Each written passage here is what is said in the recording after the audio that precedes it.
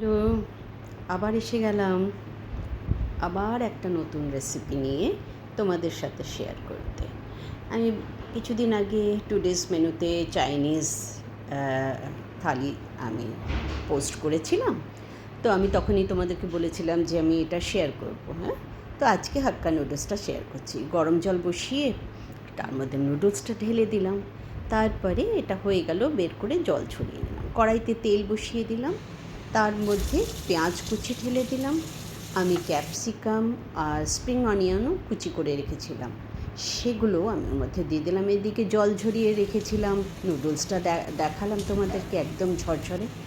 দিকে এগুলো সব দিয়ে একটু কাঁচা লঙ্কাও দিয়ে সাঁতলিয়ে নিলাম, অল্প একটু নুন দিয়ে দিলাম। বাস, তার উপরে আমি নুডলসটাকেও ঢেলে দিলাম। তারপর ভালো করে মিক্স করে নিলাম।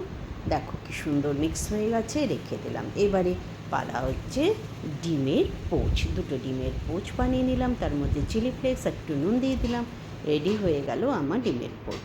এদিকে কড়াইতে গরম জল বসিয়ে দিলাম, তার মধ্যে একটু ভিনিগার দিয়ে দিলাম, নুন দিয়ে দিলাম, আর চিলি সস, টমেটো সস আর সয়া সস দিয়ে একটু চিলি ফ্লেক্স দিলাম। ভালো করে নেড়ে ছেড়ে তার মধ্যে নুডলসগুলো আমি সব ঢেলে দিলাম, আর দুটো চামচ দিয়ে আমি ভালো করে মিক্স করে নিলাম। হয়ে গেল আমার হাক্কা নুডলস, একদম রেডি। গরম গরম ধোয়া উঠছে, দেখো কী যে স্বাদের হয়েছিল, আমি কি বলবো, দারুণ টেস্টি। তোমরা এইভাবে বানিয়ে খেও, আর আমাকে জানিও কেমন হলো, কেমন লাগলো।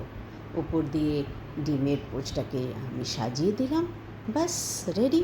এবারে খাবারের পালা। আমার চ্যানেলটাকে সাবস্ক্রাইব করো, লাইক শেয়ার করো। টাটা।